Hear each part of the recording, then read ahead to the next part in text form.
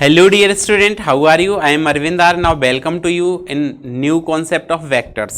ठीक है, so vector में आज हमने पिछले लेक्चर में क्या पढ़ा था, method to determine resultant of a vector and direction of resultant of a vector.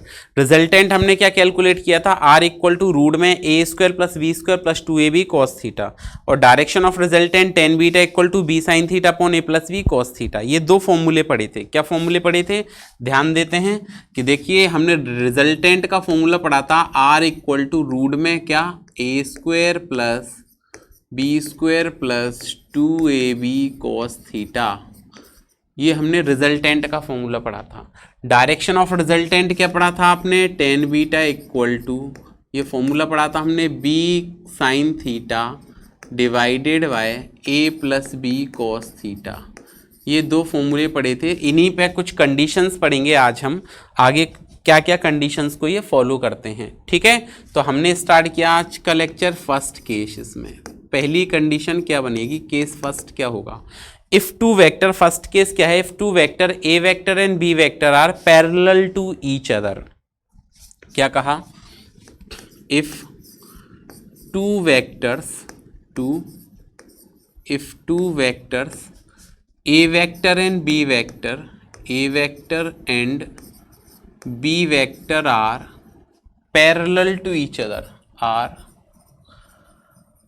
Parallel to each other. अगर आपके पास दो वेक्टर हैं, ए वेक्टर और वी वेक्टर, दोनों कैसे हैं, पैरेलल हैं, तो if two vectors a vector and B vector are parallel to each other, then parallel होंगे, then theta equal to what, 0 degree. अब पैरेलल वेक्टर्स हमने पहले पढ़े थे, बेसिक में पढ़ा था। पैरेलल वेक्टर्स ये इस तरह से होते हैं, this is a vector and this is the b vector, these are parallel vector. और आप देखें तो फोर्स का एग्जांपल ले सकते हैं, F1 इक्वल टू ये हमने लिखा 30 न्यूटन है, और ये F2 इक्वल टू हमने लिखा ये 20 न्यूटन है। ठीक है, so these are two parallel vector. कैसे वेक्टर हैं, पैरेलल वेक्टर हैं। ध्यान रखना ये पैरेलल वेक्टर, और जब भी पैरेलल वेक्टर होंगे तो एंगल कितना होगा, 0 डिग्री होगा। ध्यान रखना, पैरेलल की जगह आप ऐसे भी कह सकते हैं, इक्वल वेक्टर्स भी हो सकते हैं, ये 30 और ये भी 30 है तो इक्वल वेक्टर हैं, इक्वल एंड पैरेलल, ऐसी भी कंडीशन आप लगा सकते हो। आप कहो कैसे, तो देखना ऐसे हम कह सकते हैं कि ये F1 आपके पास 20 न्यूटन है और ये F2 भी आपके पास 20 न्यूटन है, तो ये पैरेलल और इक्वल वेक्टर्स हैं, तब भी एंगल 0 डिग्री ही रहेगा। ठीक है, then magnitude of resultant vector, तो यहाँ पे हमने लिखा देन मैग्नीट्यूड बात करते हैं, देन मैग्नीट्यूड ऑफ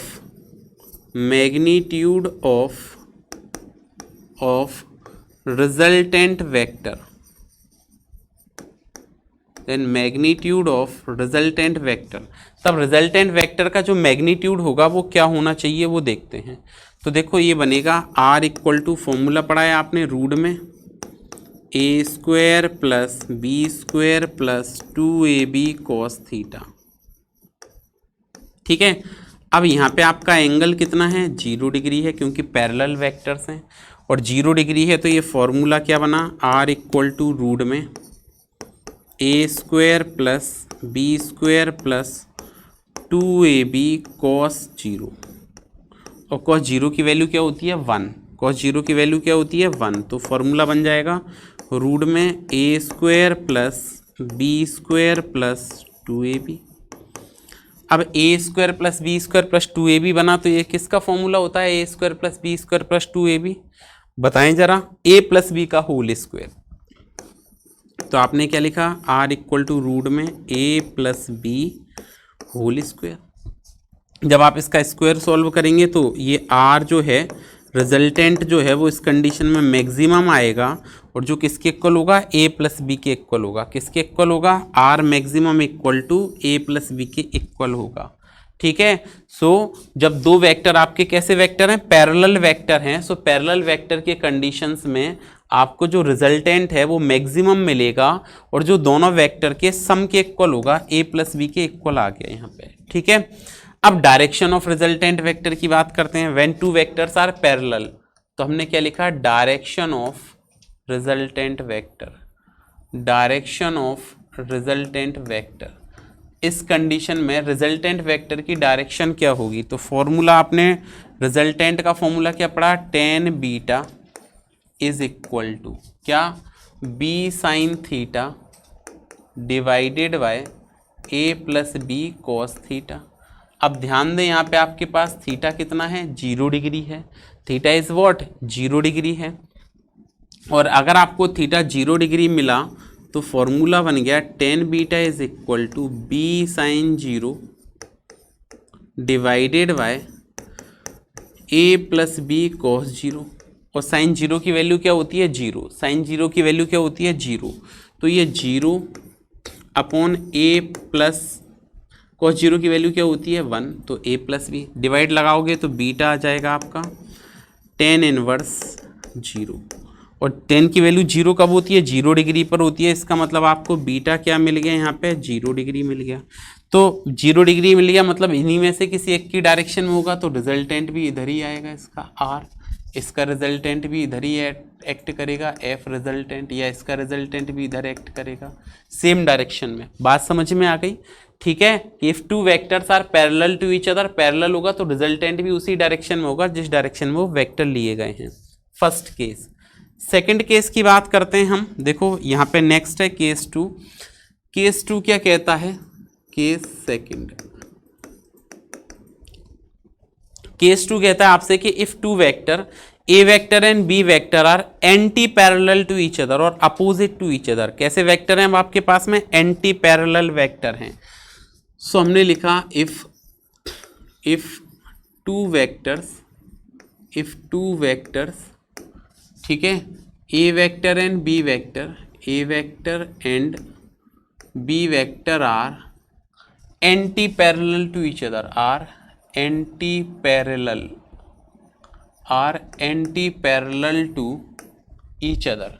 ठीक है। If two vector A vector and B vector are anti parallel to each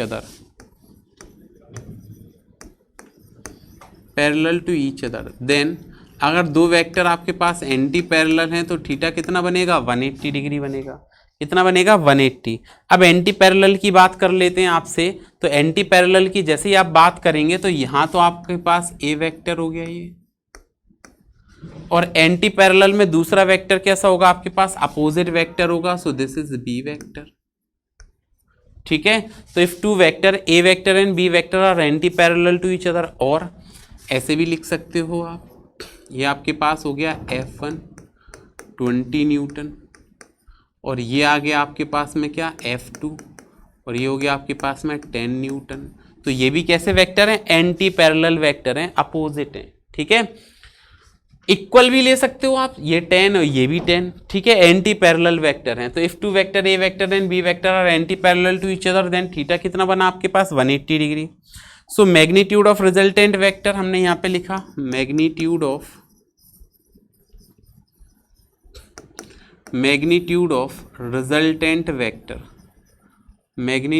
resultant vector, उस कंडीशन में जो रिजल्टेंट वेक्टर है उसका मैग्नीट्यूड क्या बनेगा?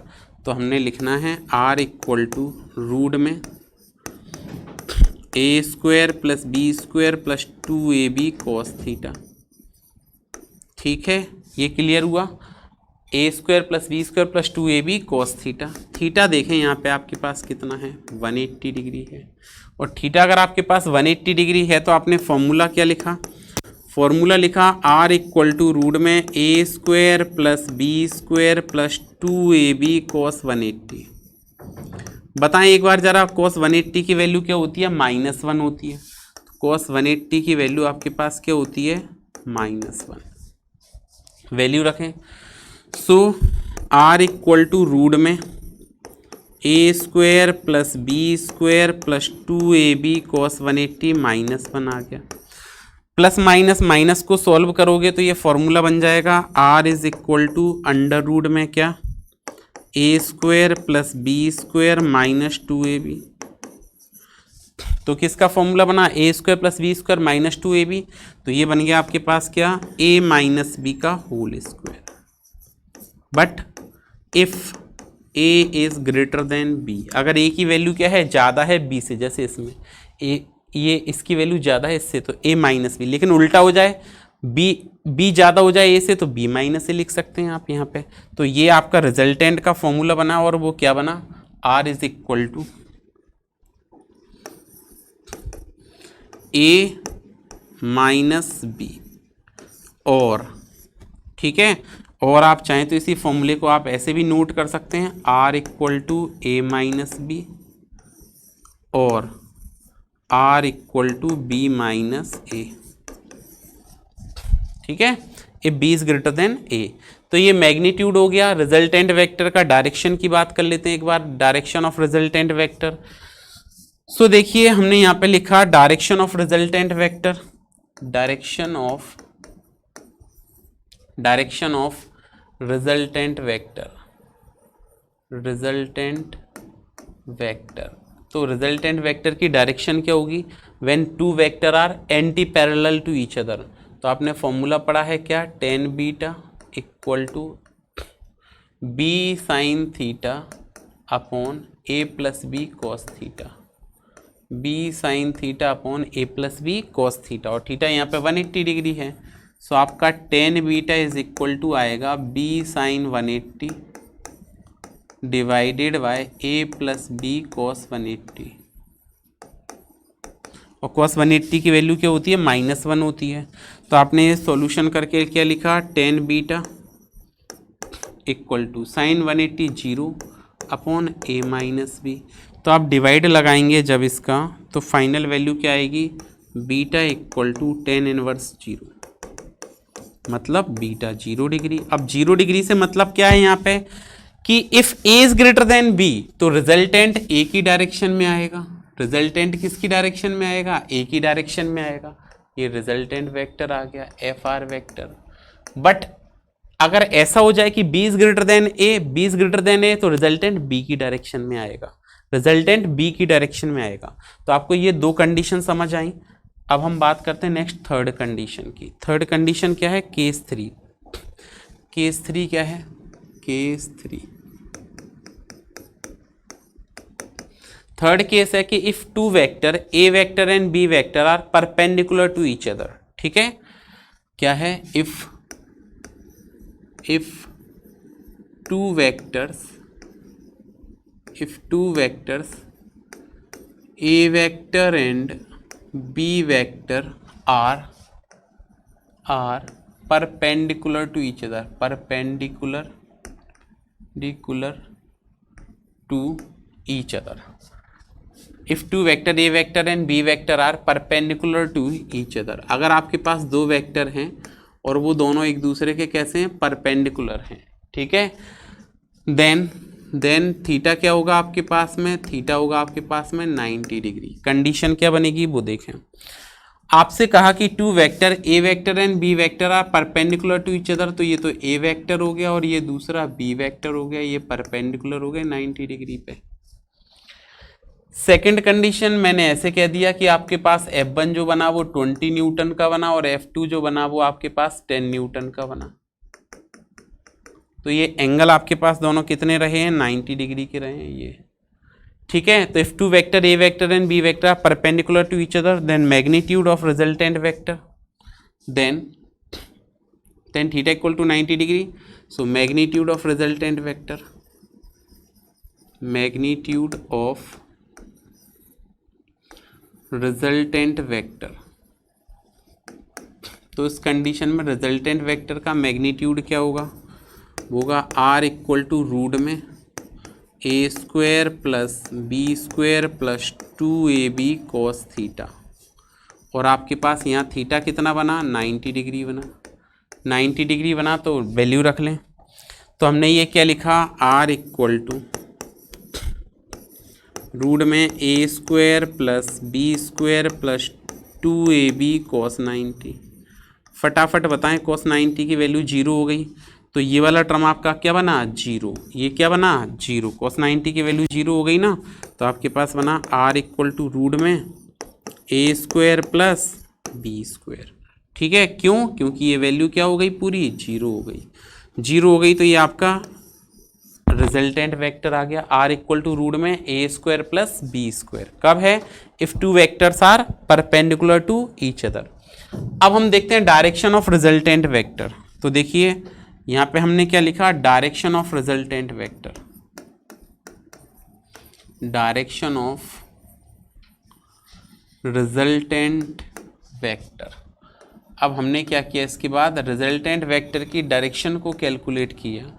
So direction of resultant vector, तो डायरेक्शन क्या बनेगी रिजल्टेंट वेक्टर की, तो फॉर्मूला पढ़ाया आपने tan beta equal to B sine theta upon A plus B cos theta. ठीक है, बी साइन थीटा अपॉन ए plus B cos theta. Value रखें 180 डिग्री, सॉरी 90 डिग्री थी। So tan beta equal to B sine 90 divided by A plus B cos 90। Sine 90 की value क्या होती है 1 और cos 90 की वैल्यू क्या होती है, साइन 90 की 1, कॉस 90 क्या होता है 0, बी अपॉन ए प्लस 0। तो बी अपॉन ए बन गया, मतलब बीटा क्या बना, tan इनवर्स क्या बना, बी अपॉन ए। वेरी वेरी इंपॉर्टेंट फॉर्मूला, ये आगे भी काम आएगा ये फॉर्मूला, इसलिए इसको याद रखें, एक ये और एक ये। ठीक है, so in this condition if two vector are perpendicular to each other, तो रिजल्टेंट बी अपॉन ए, और sorry direction of resultant tan inverse b upon a, और यहाँ पे क्या आ गया आर इक्वल टू रूट में ए square plus B square. Next condition देखते हैं, अब देखिए केस 4। नेक्स्ट लिखा हमने केस 4। क्या कहता है ये केस 4, कि if two vectors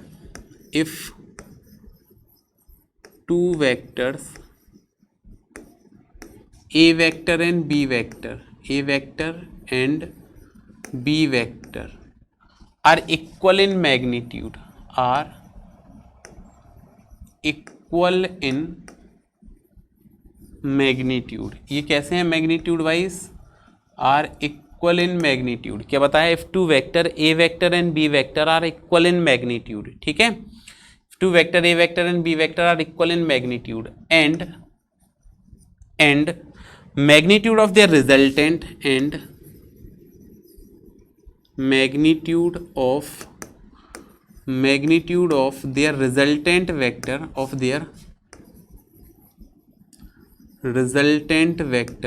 magnitude of their resultant vector are also equal to resultant vector are also equal to magnitude of their resultant vector are also equal to magnitude of a vector, magnitude of, या ऐसे भी लिख सकते हैं magnitude of any one vector, magnitude of any one vector, then find angle between a vector and b vector, find angle between a vector and b vector। ये आपको बताना है, कंडीशन है ये, उस कंडीशन को फॉलो करना है, एंगल बताना है। तो देखिए आपसे ऐसा कहा गया है क्वेश्चन में, क्या कहा है कि if two vector A vector and B vector are equal in magnitude, तो दो वेक्टर थे, एक तो ए वेक्टर है, इसका मैग्नीट्यूड बी वेक्टर के इक्वल है, and magnitude of the resultant vector are also equal to magnitude of any one vector. इनका रिजल्टेंट का जो मैग्नीट्यूड है वो भी किसी एक वेक्टर के इक्वल है। अब अगर ये दोनों वेक्टर आपस में इक्वल हैं तो इनका मैग्नीट्यूड भी इन दोनों के इक्वल होगा। कहने का मतलब है कि आपको जो ए है वो बराबर है बी के, और इसको हमने आर के बराबर मान लिया। अब इसको हमको सॉल्व करना है तो आपने फॉर्मूला लगाया। फॉर्मूला क्या लगाएंगे हम इसमें देखते हैं। तो देखिए फॉर्मूला होता है रिजल्टेंट का r equal to under root a square plus B square plus 2ab cos theta. ये रिजल्टेंट का फॉर्मूला होता है। आपको ये तीनों इक्वल कहे गए, a equal to b equal to r, तो मैं किसी एक के इक्वल मान लेता हूँ, ए को ए लिख लेता हूँ सभी जगह। क्या लिख लेता हूँ, ए। तो अगर हम सभी जगह ए लिखेंगे तो ये आ जाएगा ए इक्वल टू रूट में ए स्क्वायर प्लस 2a इंटू ए कॉस थीटा। इतनी बात क्लियर हुई। इसको हमने आगे बढ़ा दिया सॉल्व करते हुए, तो आगे आप क्या लिख सकते हैं, इसको a इक्वल टू ऐड कर दें इसको तो रूट में 2a स्क्वायर, इसको मल्टीप्लाई करें तो plus 2a square cos theta. ठीक है, अब यहाँ से दो तरीके हैं सॉल्व करने के। पहला तरीका मैं बता देता हूँ, पहले तरीके में on squaring both side, on squaring both side, एक तो आप बोथ साइड यहाँ पे क्या कर दें, स्क्वायर कर दें। तो ऑन स्क्वायरिंग बोथ साइड करेंगे जैसे ही, तो आपको क्या मिलेगा, a square is equal to 2a square plus 2a square cos theta मिल जाएगा। ठीक है, ऑन स्क्वायरिंग बोथ साइड किया तो इसको इधर ट्रांसफर करें तो आपका बना a square minus 2a square equal to 2a square cos theta. Subtract कर दें तो माइनस का a स्क्वायर इक्वल टू क्या बना, 2a स्क्वायर कॉस थीटा बन गया। कॉस थीटा का फॉर्मूला क्या बन गया आपके पास में, माइनस का a square divided by 2a square. ठीक है, सिंप्लीफाई कर लेते हैं इसको, तो a स्क्वायर से a स्क्वायर कैंसिल हो गया, आपके पास जो फॉर्मूला बचा, फॉर्मूला क्या रह गया, फॉर्मूला रह गया आपके पास में cos theta equal to minus का 1/2, तो थीटा की वैल्यू क्या आ गई, कॉस इनवर्स माइनस 1/2, और कॉस की वैल्यू माइनस 1/2 कब होती है, ये याद रखें 120 डिग्री पर। कॉस की वैल्यू माइनस 1/2 कब होती है, 120 डिग्री पर। एक तरीका तो ये है। सेकेंड मेथड की बात करते हैं हम, यहाँ पे लिख देते हैं मेथड 2। अगर आपकी ट्रिग्नोमेट्री अच्छी है तो वैसे भी सॉल्व आप कर सकते हैं इसी बात को। ठीक है, क्या अच्छी है, ट्रिग्नोमेट्री अच्छी है अगर आपकी, तो आप दूसरा तरीका भी लगा सकते हैं, क्या कि जो आपने फॉर्मूला लाए हो a इक्वल टू रूट में 2a स्क्वायर